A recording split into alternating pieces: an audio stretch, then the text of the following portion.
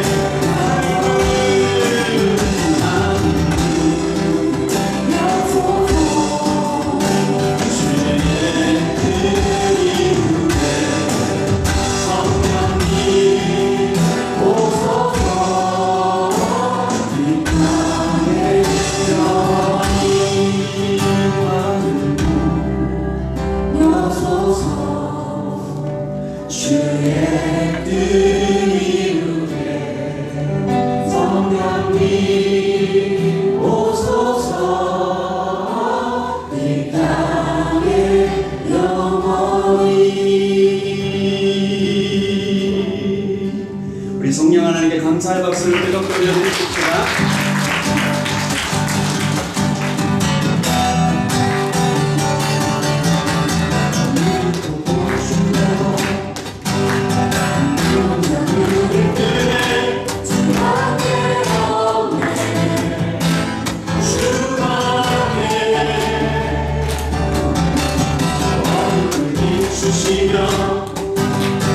우리를 일으키네 주 앞에 없네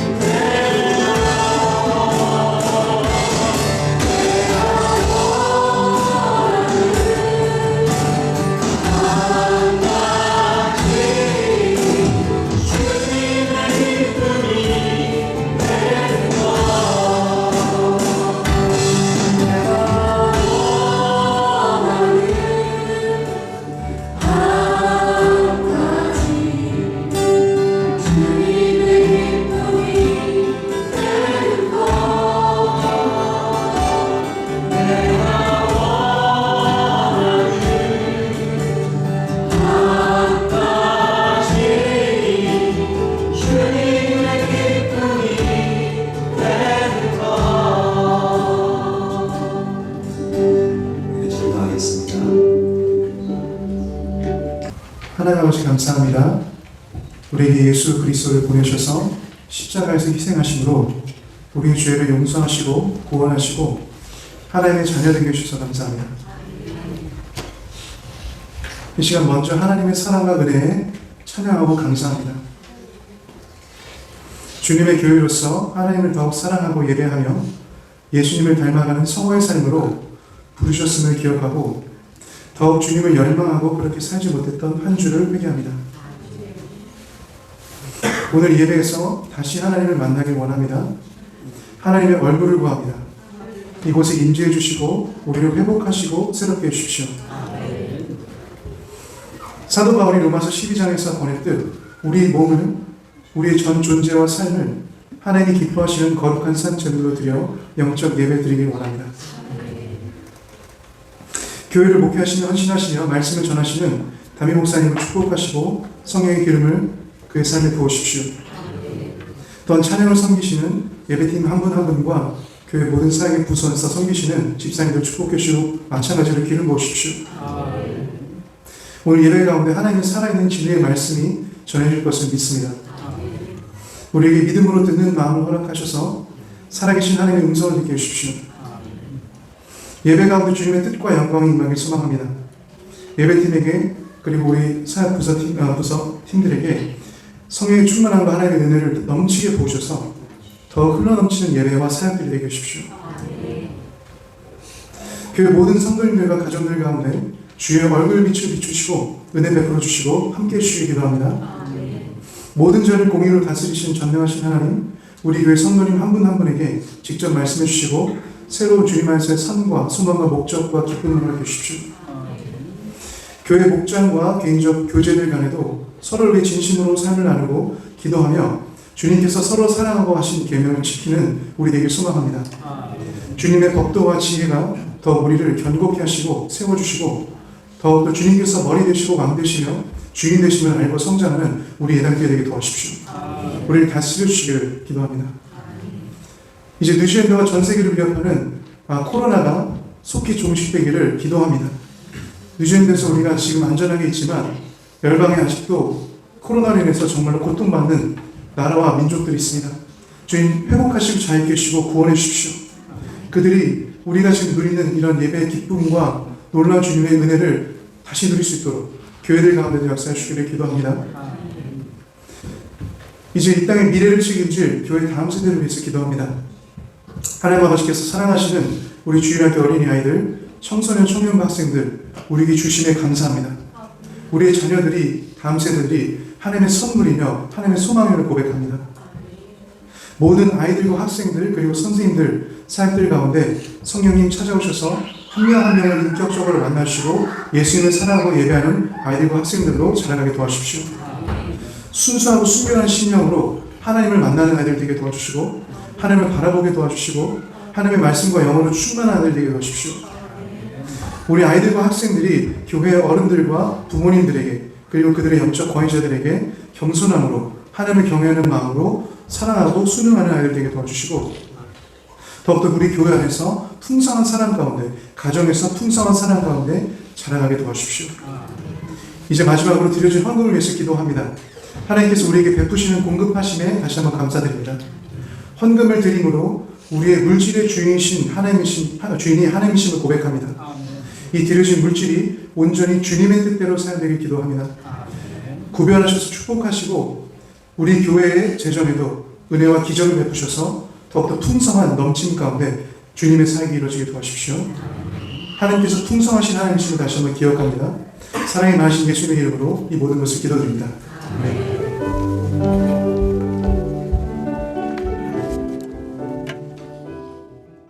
유대인의 유월절이 가까운지라 예수께서 예루살렘으로 올라가셨더니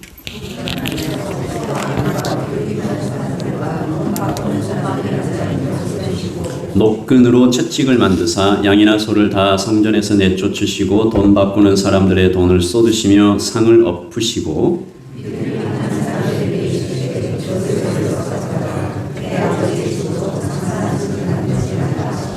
제자들이 성경 말씀에 주의 전을 사모하는 열심히 나를 삼키리라 한 것을 기억하더라.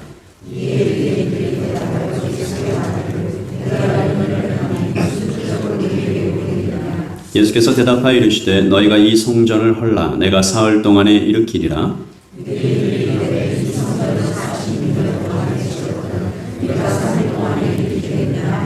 그러나 예수는 성전된 자기 육체를 가리켜 말씀하신 것이라. 죽은 자 가운데서 살아나신 후에야 제자들이 이 말씀하신 것을 기억하고 성경과 예수께서 하신 말씀을 믿었더라. 아멘. 하나님의 말씀입니다. 여러분, 나이팅게일이라는 이 간호사에 대한 얘기 들어보셨을 것입니다. 다 어떤 이미지가 떠오르시나요? 백의를 입은 천사, 사랑이 많은 간호사 떠올리시는 분이 많으실 텐데, 그러나 그녀에게 또 다른 별명이 있습니다. 싸움꾼, 워리어, 망치를 든 여인. 왜 이렇게 이 여인이 거칠게 싸움을 했을까? 역사가들은 이런 이야기를 전해줍니다. 그녀가 환자들을 매우 사랑했기 때문이다. 당시 이 전쟁이 일어날 때 영국군은 부상자가 나타나면 그 부상자의 사망률이, 놀라지 마십시오, 40%였다고 합니다. 부상을 당하면 둘 중에 한 명은 거의 죽었다는 거예요. 왜 그랬을까요? 위생의 수준이 처참했다는 겁니다. 이 나이팅게일이 현장을 보고 분노합니다. 그래서 싸우기 시작합니다. 물자를 주시오. 소독약을 주시오. 근데 그 전까지 해왔던 것에 익숙치 않은 이 간부들이 자꾸 거절하니까 망치를 들고 가서 창고를 부수고 약품들을 챙겨와서 환자들에게 보태주고, 나중에는 이 나이팅게일에 나타났다는 소식을 들으면 사단장도 슬금슬금 도망갔다라는 이야기가 전해져 옵니다. 누군가를 지키기 위해서, 누군가를 사랑하기 위해서는 때때로 이렇게 분노해야 할 때가 있는 것 같습니다. 오늘 말씀 본문 17절에 주의 전을 사모하는 열심이 나를 삼킨다라는 이 시편 69편 9절을 이용한 말씀이죠. 다윗에 대한 얘기입니다. 다윗이 하나님을 너무 사랑하는, 그 불꽃처럼 하나님을 사랑했던 그 다윗이 이 하나님의 언약 공동체를 지키려고 싸우다가 또 불같은 고난을 당하게 되었다. 이런 이야기들을 하는 거죠. 말씀이 우리에게 무엇을 가르쳐 줍니까? 여러분, 이런 얘기를 들으시면 하나님 좀 적당히 사랑해야 되겠다. 하나님을 많이 사랑하면 사랑할수록 더 많은 고난을 받게 된다면 하나님을 좀 적당히 사랑해야 되겠다라는 생각이 드십니까? 아니면 내가 주님의 사랑이 뜨거우면 뜨거울수록 받을 그 고난도 내가 충분히 감당하고 불타는 사람으로 주님을 사랑해야겠다라는 생각이 드십니까? 어느 쪽이에요? 네, 마음속으로 다 대답하셨죠? 여러분, 주님을 향한 사랑에 여러 가지 모습이 있습니다. 우리는 지난주에 물로 포도주를 만들어 주시는 사랑도 봤습니다. 너무 따뜻하죠? 포도주 구해달라고 막 기도하는 다른 사람을 위해서, 내가 주인이 아니지만 내가 이 잔치 주인 아니잖아요. 그런데 저 잔치집 주인이 고통받을 걸 생각하니까 대신 나가서 기도해주는 중보기도자의 사람도 봤습니다. 또 나는 포도주 맛은 전혀 보지 못해도 그냥 나눠주며 순종하는 사람도 있습니다. 이게 다 주님을 향한 사랑이에요. 모두 다 사랑입니다. 그러면 여러분이 오늘 읽으신 이 말씀에 나타난 주님의 사랑은 도대체 무엇이라 이름 붙여야 될까요? 노끈으로 채찍을 만들어서, 제가 그래서 이 사랑을 채찍 같은 사랑이다라고 이름을 한번 지어봤습니다.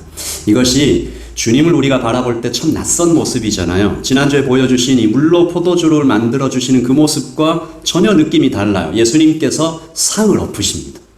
채찍을 휘두르세요. 이 장면을 보고 간혹 어떤 분들은 예수님께서 왜 불쌍한 노점상들을 공격하시고 이 큰 손해를 입은 것이 아니냐라는 질문을 하기도 합니다. 여러분, 잘 들으십시오. 말씀의 배경을 잘 모르면, 우리가 하나님의 말씀을 대충 알면 이런 헛소리들에 넘어갈 수가 있습니다. 그래서 말씀을 주의 깊게 보십시오. 잘 배워야 합니다.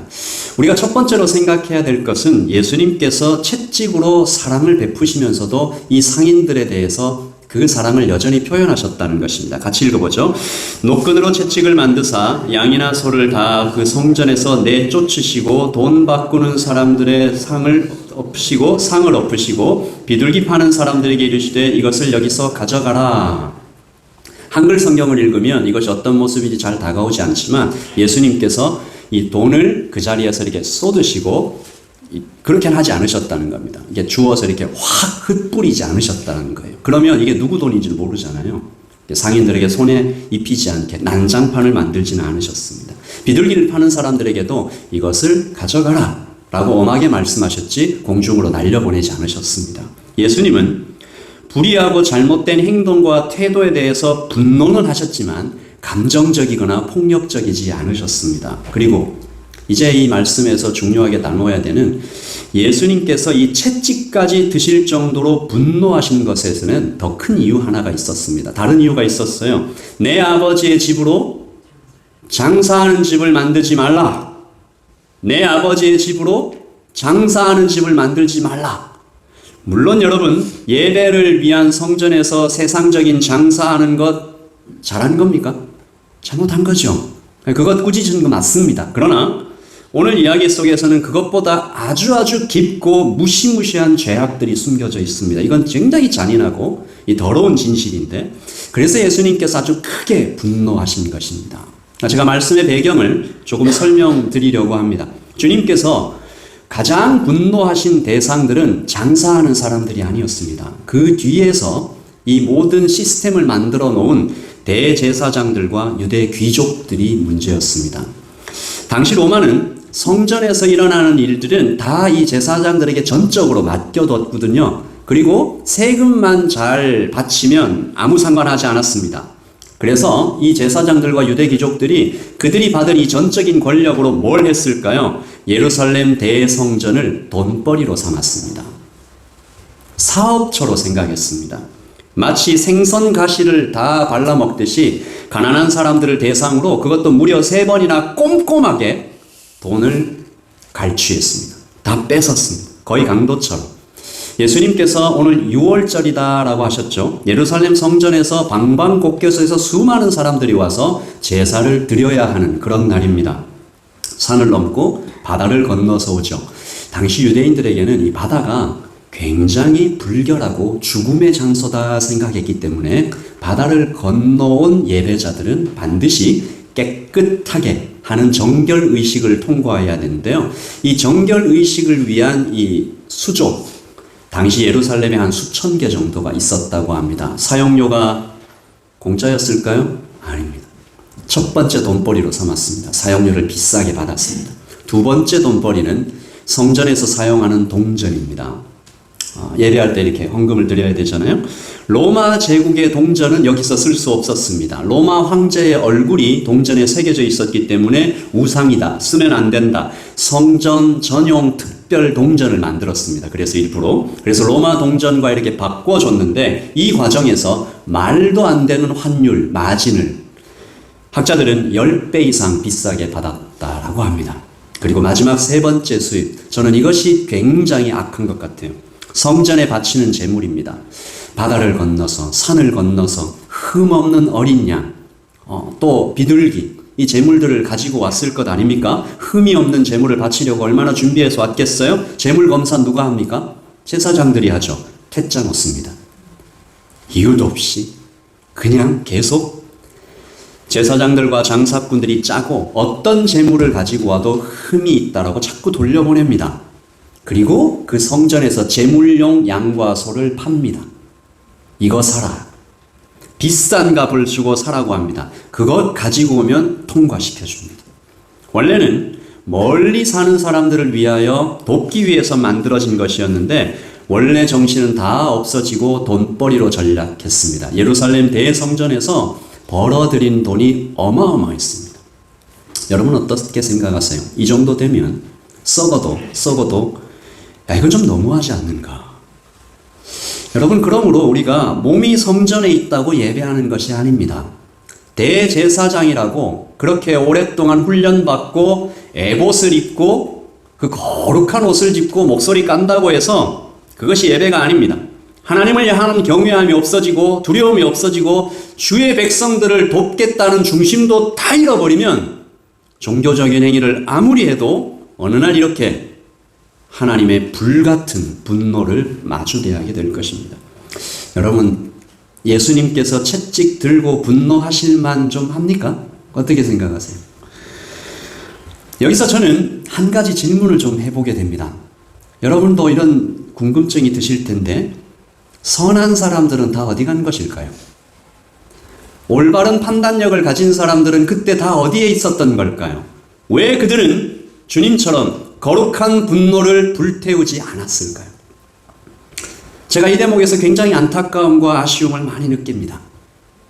그들 중에도 분명히 분노하는 사람들, 아파하는 사람들, 도대체 이게 뭐냐? 그들이 함께 모여서 그 불의에 분노했으면 어땠을까? 선한 사람들은 보통 말을 많이 하지 않습니다. 성품이 부드러워서 그렇죠. 하지만 선한 사람들이 입을 닫고 말을 하지 않으면 이런 일이 생깁니다. 악한 사람들이 더욱더 날뛰게 되는 것입니다. 어떤 분이 오늘 말씀의 이야기를 같이 나눌 때 굉장히 불편해 하시는 것을 들은 적이 있습니다. 제가 배경을 다 설명드렸는데도 그래도 살살 부드럽게 조근조근 말씀하셔도 될 텐데 사랑의 예수님이 품이 떨어지게 채찍이 뭡니까? 경건한 사람이라면 모름지기 화가 나도 좀 꾹 참고 인자하게 말씀하셔야지 예수님이 정말 좀 실망입니다 라고 얘기하는 것을 제가 들은 적이 있습니다. 여러분 어떻게 생각하세요? 그리스도인은 감정을 드러내면 안 됩니까? 감정을 드러내는 것은 나쁜 것일까요? 아닙니다. 여러분 우리는 하나님을 닮고자 여기 있습니다. 하나님이 어떤 분이세요? 하나님은 감정이 풍부하신 분입니다. 저기 하늘에서 신선처럼 이렇게 내려다 보시며 아무 감정 없는 분이 아니에요. 하나님은 슬퍼하십니다. 하나님은 분노하십니다. 하나님은 질투하십니다. 하나님은 기쁨을 이기지 못할 정도로 그 기쁨을 폭발시키시는 분입니다. 하나님은 굉장히 풍부한 감정을 가지시고 우리에게도 그렇게 하라라고 말씀하십니다. 물론 감정을 느끼고 분노를 표현하는 중에 잘못된 행동과 악에 대해서만 분노해야지 사람을 향해서 그렇게 하면 안 되겠죠. 우리는 그것을 구분해야 됩니다. 이 배후에 일하는 악한 영과 사람을 분명히 구분해야 되죠. 자, 그렇다면 예수님께서는, 하나님께서는 왜 때때로 분노하시는 걸까요? 왜 질투하시는 걸까요? 사랑하시기 때문이겠죠. 우리를 너무 사랑하시게 됩니다.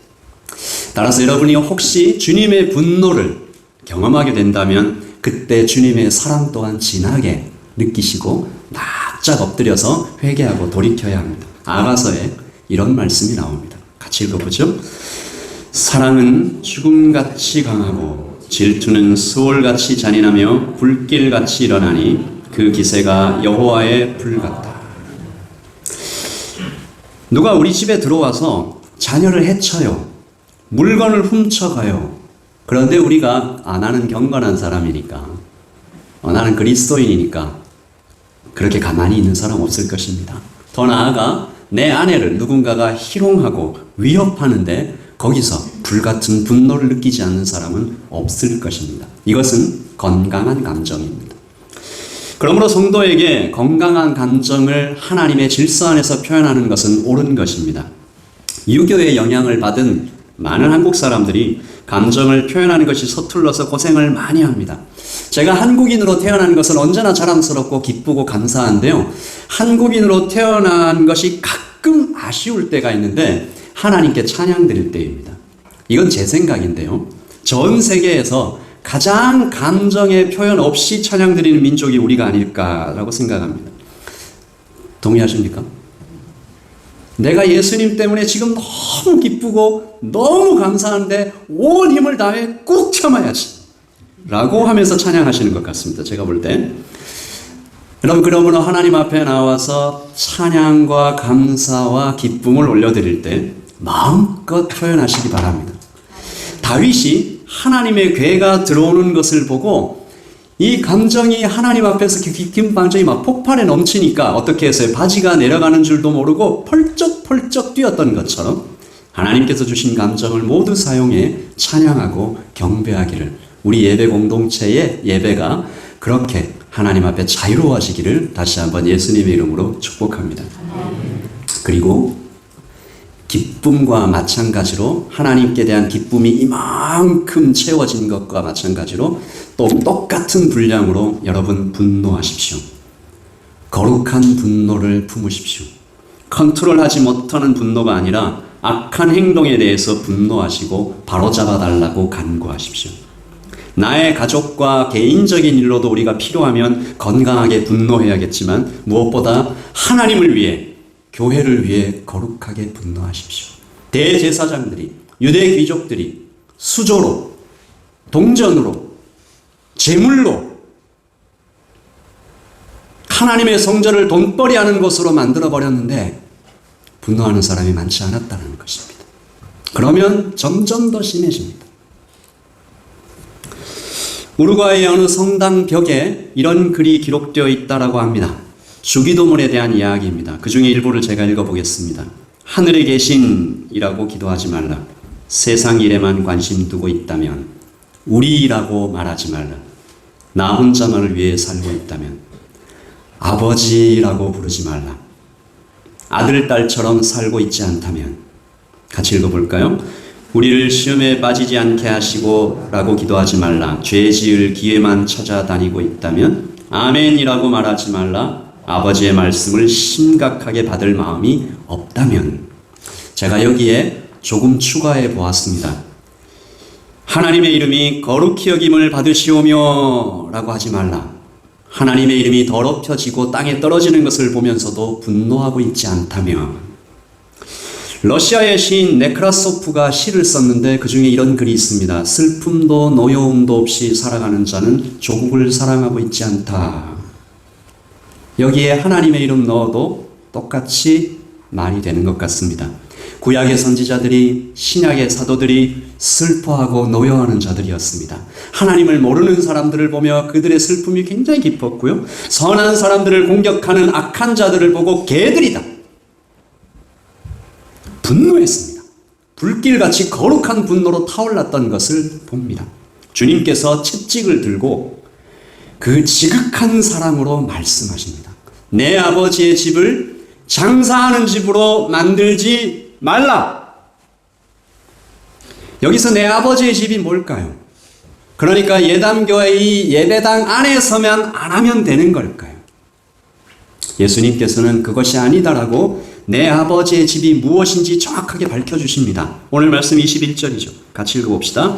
예수는 성전된 자기 육체를 가리켜 말씀하신 것이라. 내 아버지의 집이 뭐라고요? 성전된 예수님의 몸, 그리스도의 몸입니다. 그러면 지금은 내 아버지의 집이 뭡니까? 교회입니다. 그리고 동시에 성령께서 살고 계시는 우리의 몸입니다. 거룩한 곳이에요. 그러므로 오늘 말씀은 교회를, 성도들이 함께 모여 예배하는 이곳을 하나님의 것으로 자꾸 채우지 말라. 세상의 어떤 것도 교회로 끌고 들어오지 말라. 성도의 영을 세상의 더러운 것으로 채우지 말라는 하나님의 채찍 사랑입니다. 이 말씀은 아직도 선명하게 우리에게 내려 꽂히고 있어요.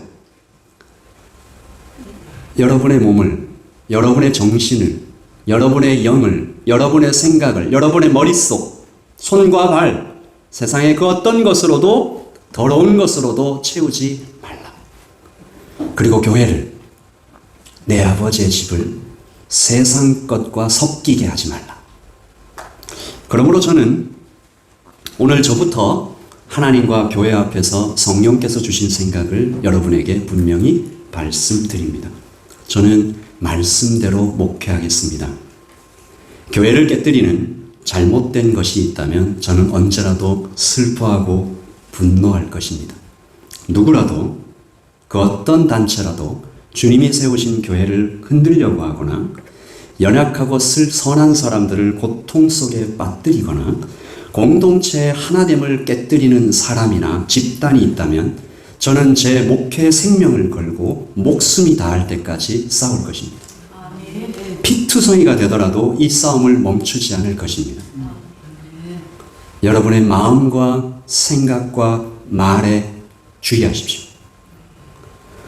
하나님께서 부족한 자를 예담교회로 부르셔서 섬기게 하신 지 이제 2년 반이 지났습니다. 지금까지 제가 우리 성도님들을 섬길 때 늘 이 한마디를 가슴에 품고 살았습니다. 이유가 있으시겠지. 여러분 모두에게 이유가 있으시겠지. 저분이 저렇게 말씀하실 때는 분명 하나님의 이유가 있으시겠지. 저분이 저런 행동을 할 때는, 저 청년이, 저 학생이 저렇게 행동할 때는 분명히 하나님만이 아시는 그 어떤 이유가 있겠지.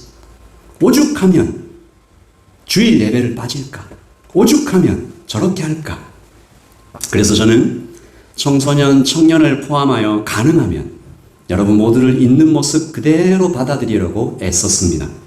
하지만 저는 오늘부터, 이제부터는 그 이유를 들어보려고 합니다. 성도로서, 사역팀장으로서, 목자로서 이렇게 오랫동안 하나님의 은혜를 받으시고 말씀 앞에 예배하며 이렇게 나아왔을 때 직분자로서 여러분들의 말씀과 행동에 대해서 왜 그렇게 말씀하셨는지, 왜 그렇게 행동하시는지 저는 세심하게 주님의 사랑으로 묻고 들으려고 합니다. 그리고 그 말과 행동이 주님의 뜻인지 성령님이 기뻐하시는 것인지 저부터 살펴보려고 합니다. 그래서 필요한 모든 말씀으로 여러분을 돕겠습니다. 이제는 넘겨짚지 않겠습니다. 주님의 이유가 있으시겠지. 이제는 들어보겠습니다. 그래서 필요한 모든 말씀으로 여러분을 도울 것인데, 연약하고 아직 하나님의 믿음의 단계로 성장하지 못한 분들은 오래 참고 기다리며 사랑으로 품고 가르치겠지만, 하나님께서 굉장히 엄하게 책임과 직분을 주신 분이 그 자리가 중할수록 건강하게 섬길 수 있도록 말씀 안에서 강력히 도전할 것입니다.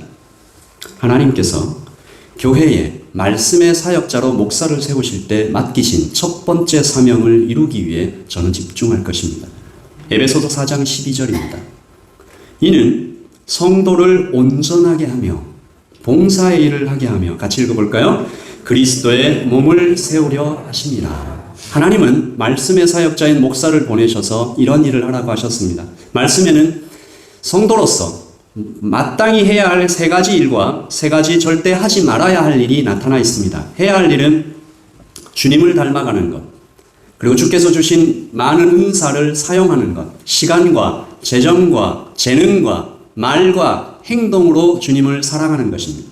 그리고 교회를, 주께서 피 흘려 세우신 이 교회를 사랑하는 것입니다. 그러면 절대로 하지 말아야 할 것, 여러분 세상 따라가지 마십시오.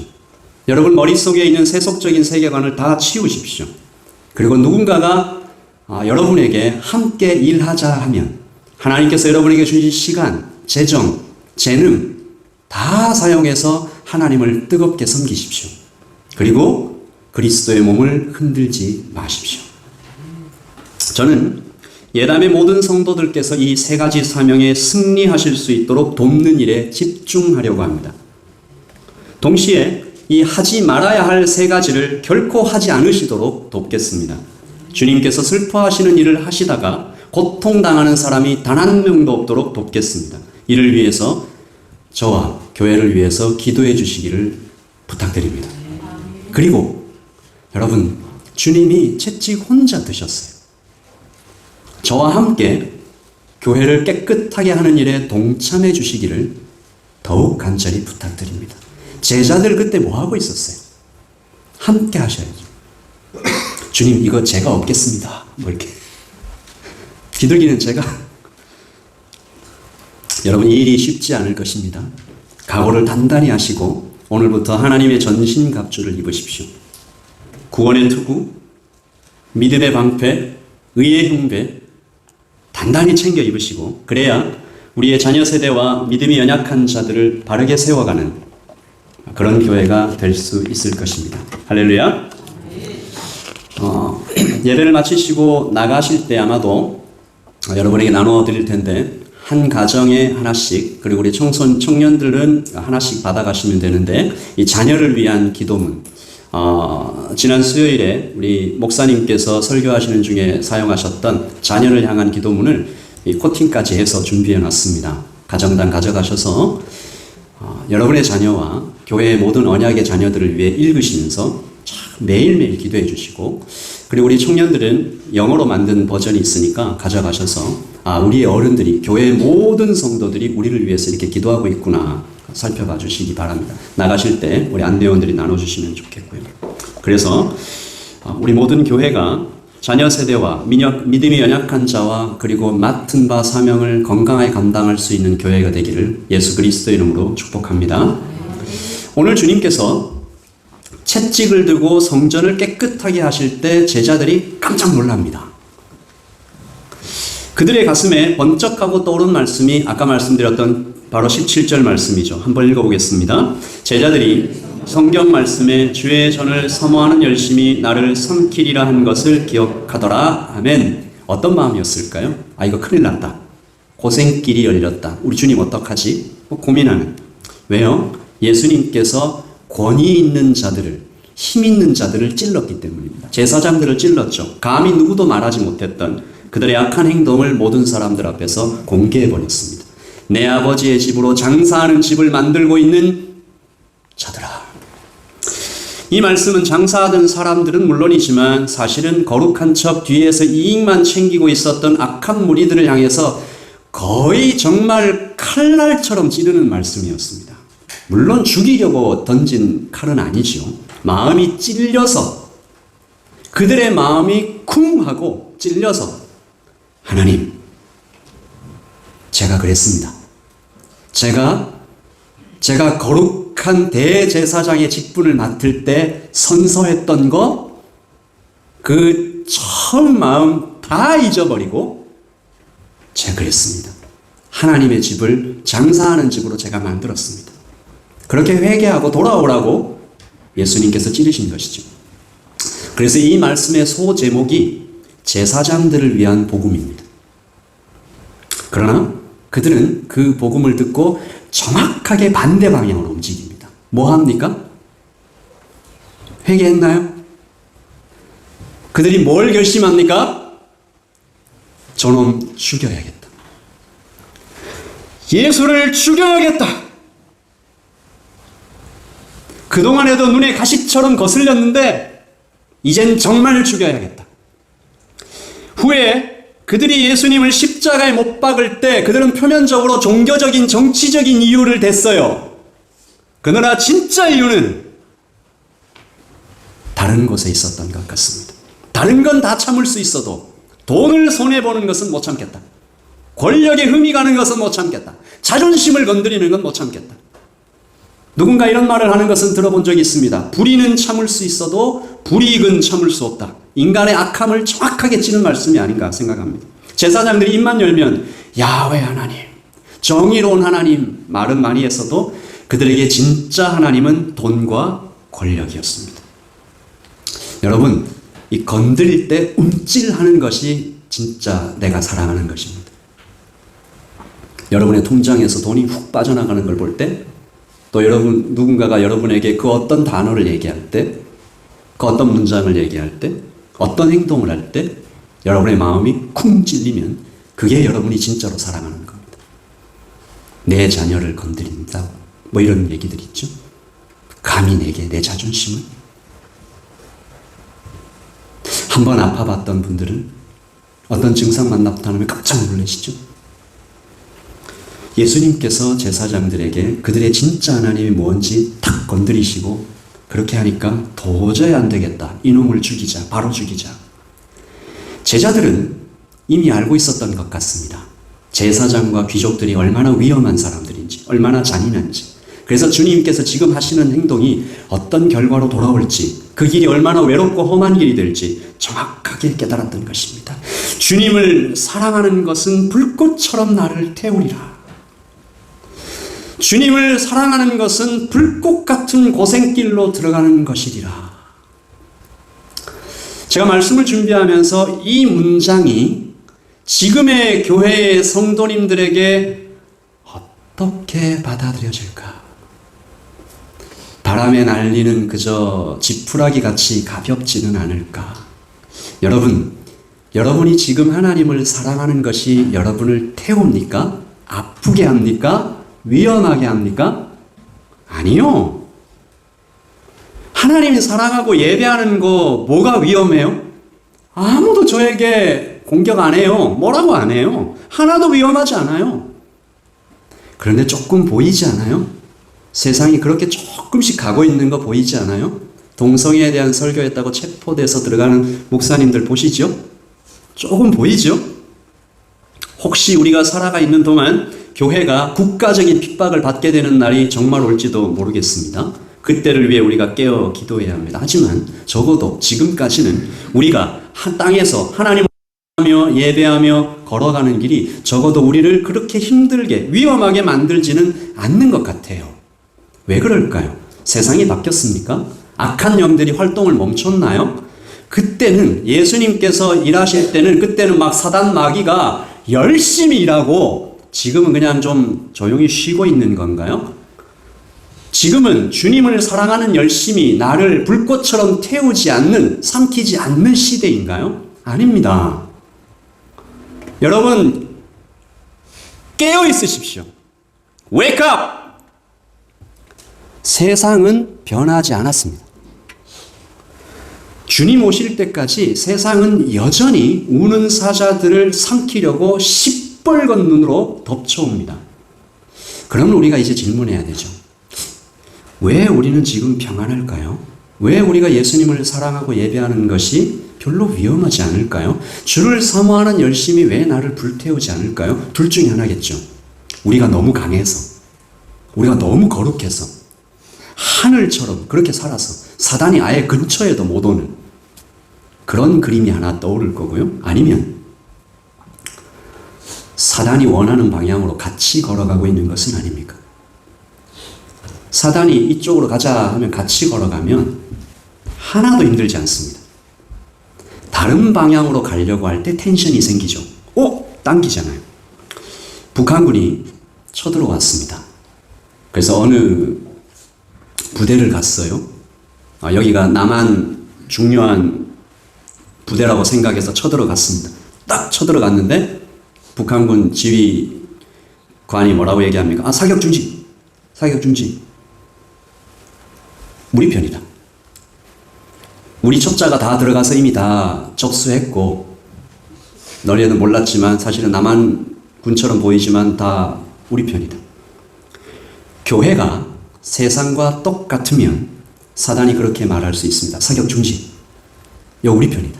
이 교회 우리 편이다. 교회가 세상과 똑같으면 사단이 왜 교회를 반대합니까? 오히려 지원해 주겠죠. 이런 그림을 본 적이 있습니다. 흑인이 교회에 들어가려고 하다가 백인들에게 쫓겨납니다. 밖에서 나와서 울고 있는데 누가 와서 위로합니다. 누구십니까? 라고 물었더니 뭐라고 대답해요? 나는 예수다.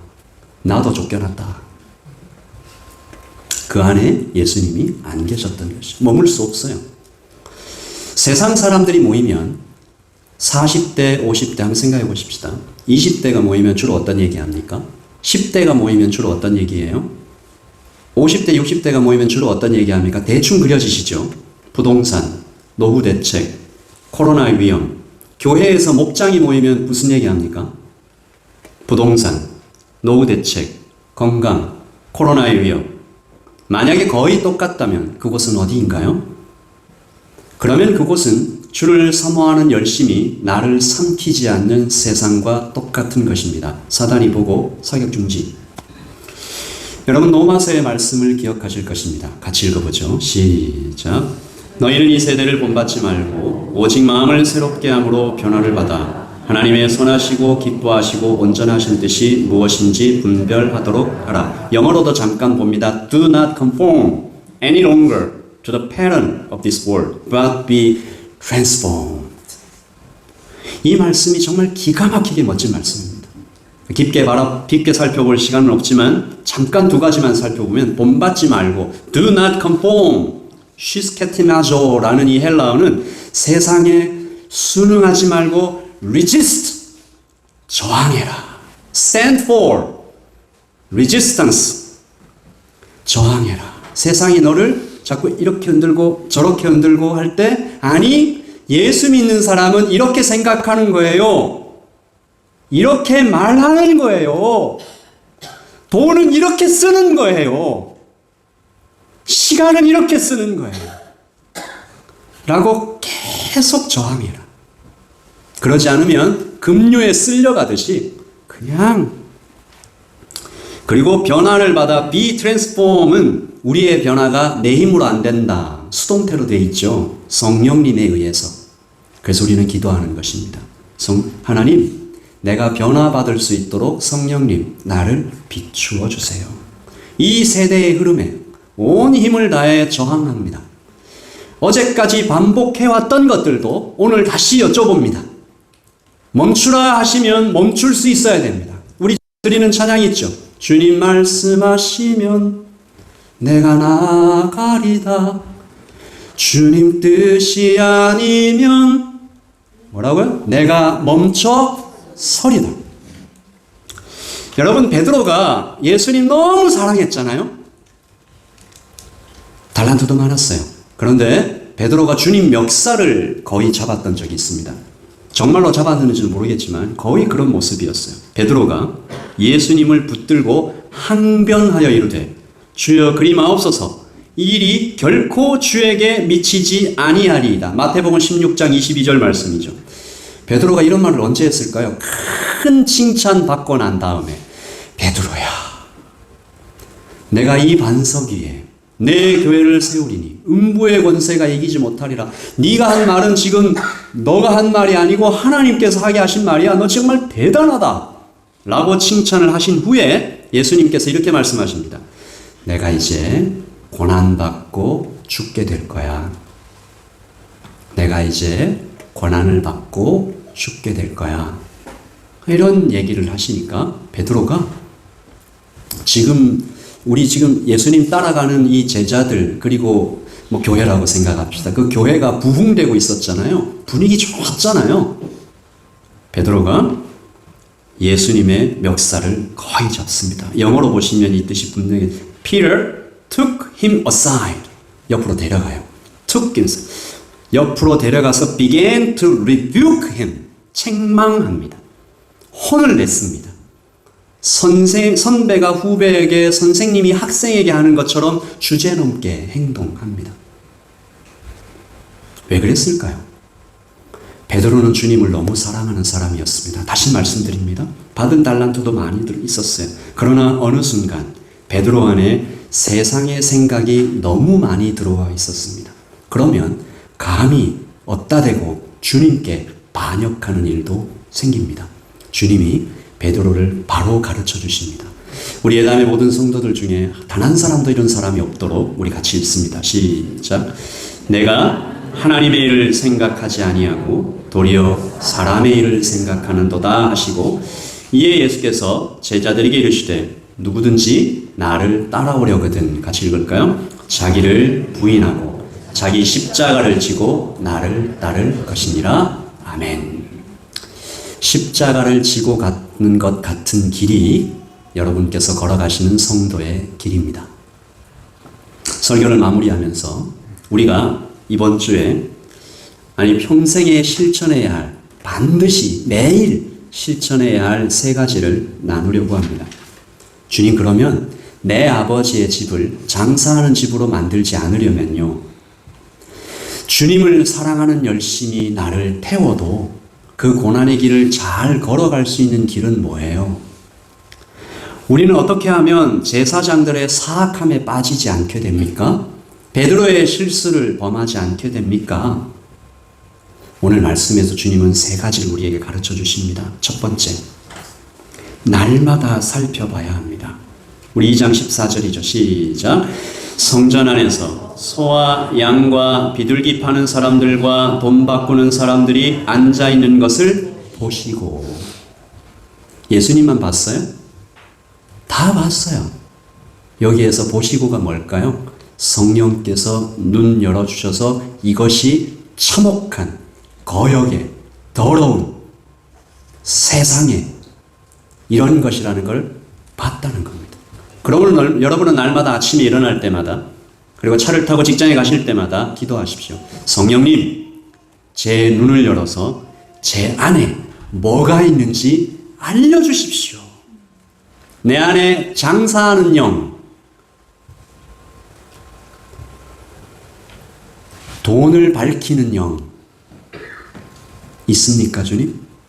비난하고 욕하는 영이 저 안에 있습니까?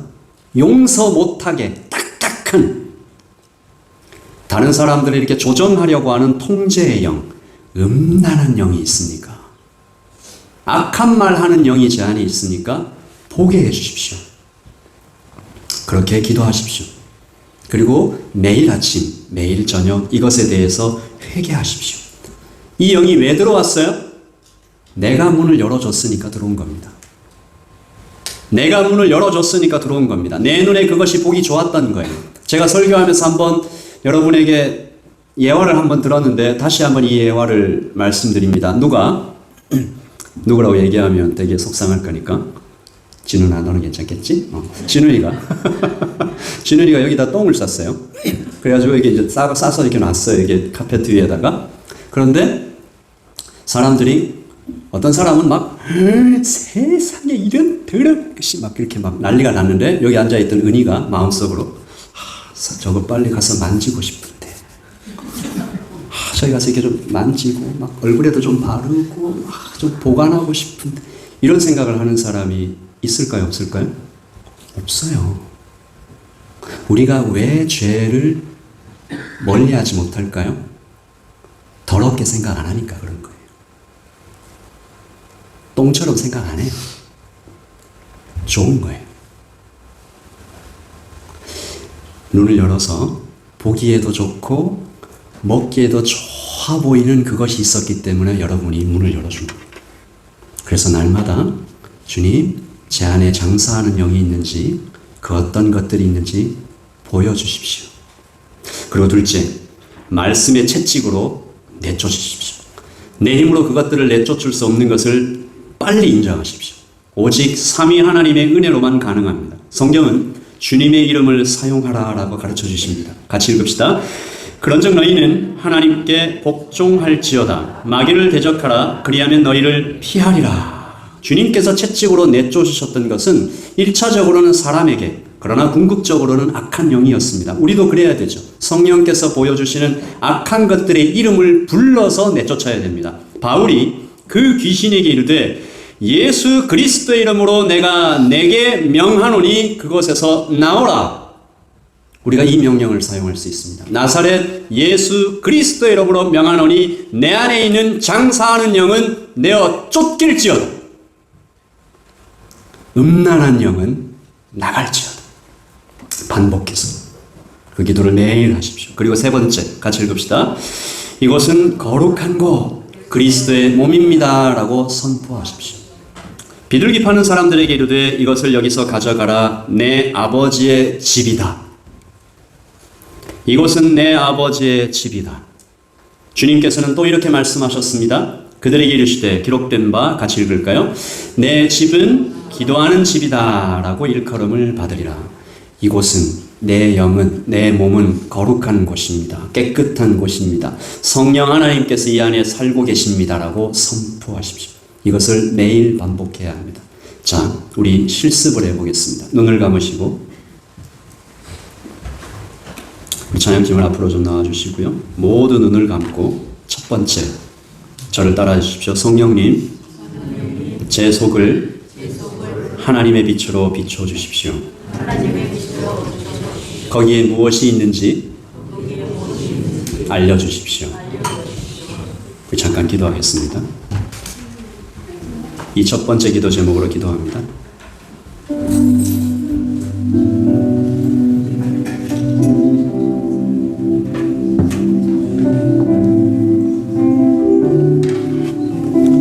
여러분, 그것들의 이름을 알려달라고 기도하십시오.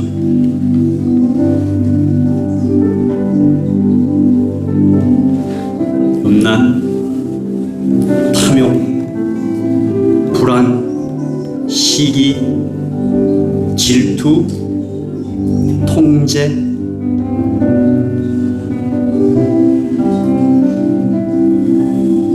염려, 더러운 말, 돈을 사랑하는 것,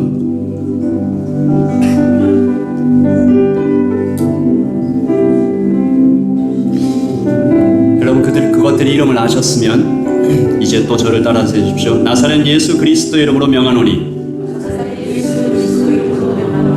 자, 그것들의 이름을 부르시면서 물러갈지어다. 물러갈지어다.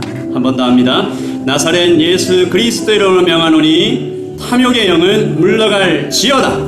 음란의 영은 물러갈지어다. 통제의 영은 물러갈지어다. 장사하는 영은 물러갈지어다. 불안의 영은 물러갈지어다. 근심의 영은 물러갈지어다. 그리고 마지막으로 저를 따라서 해주십니다. 나는 성전입니다. 그리스도의 몸입니다. 거룩한 사람입니다. 자, 예, 눈을 뜨시고 여러분 이렇게 이 세 가지를 매일 반복하십시오. 그리고 개인으로도 하시고 교회를 두고도 하십시오. 주님, 교회에 무엇이 도사리고 있는지 보여주십시오. 나사렛 예수 그리스도를 명하노니 그 영은 떠나갈지어다. 그리고 예담교회는 거룩한 하나님의 곳 성전 그리스도의 몸입니다. 가정에도 하십시오.